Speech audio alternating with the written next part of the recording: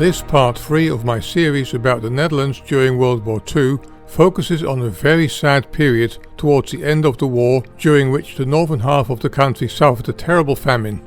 Most parts of the Netherlands south of the three main rivers had been liberated by the Allied forces at the end of autumn 1944.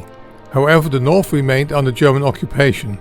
Food became increasingly scarce, caused by cut-off supply lines and the Germans plundering the country to the bone. Hordes of Dutch citizens went to the countryside to try to get some remaining food that some farmers still had in stock. Many trees were cut down and twigs were gathered to provide some heating and cooking fuel. Wooden blocks between the tram rails were gathered and used as well. Many food stores were closed because of lack of stock, and people desperately tried to trade their remaining possessions for any food they could get their hands on. Especially the children suffered. Overall, between 20,000 and 25,000 people are estimated to have died as a direct result of the famine. Indirectly, there was an over-mortality of 58,000 people.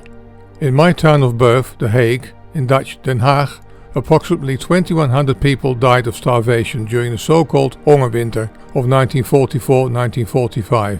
People ate beetroots, tulip bulbs, and sometimes even their cats and dogs. In the last months of the war, about 200,000 inhabitants of The Hague got their food in the form of soup from the so-called gaarkeukens. Relief came in the days after the 8th of May 1945, when the whole country had been liberated.